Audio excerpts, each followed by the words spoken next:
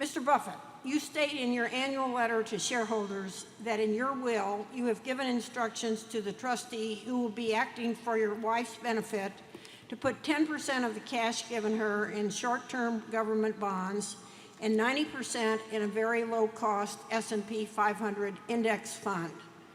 My question is, why are you advising the trustee to put 90% of the cash into an S&P 500 index fund instead of into Berkshire shares? Well, this might imply that you expect the index fund to outperform Berkshire in the future when the company is run by a new CEO and chairman. Please clarify. Yeah, I'll be glad to clarify. That letter didn't come from Vanguard by any chance.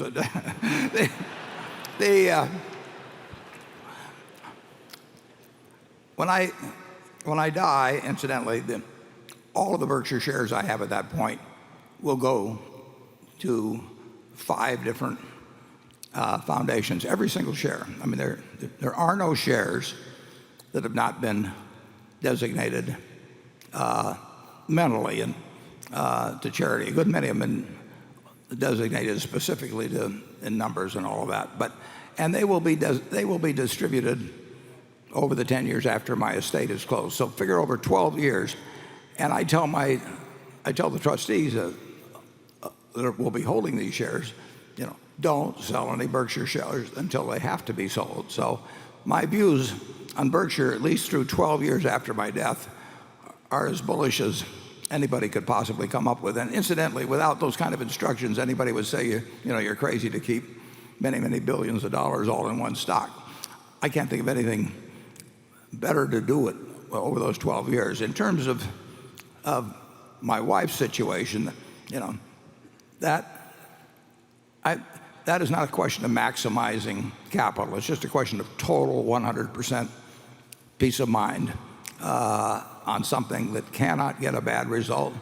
Like I said, there's way more money for her than she'll ever use. As a matter of fact, those of you who know her, may feel that I've added about 3 zeros too many. But it is not designed for her to get even larger amounts of capital, and there'll be capital left over on that part of it.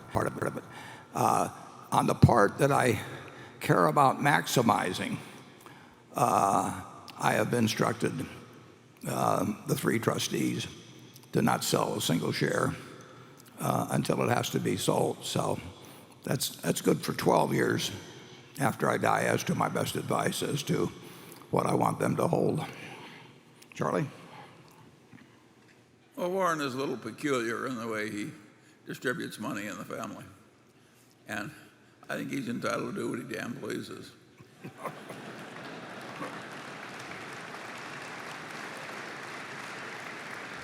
Do I hear my children applauding? Do I hear my children applauding?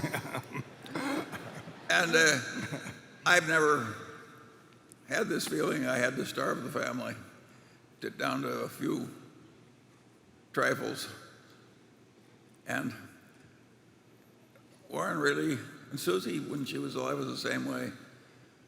He really is a meritocrat.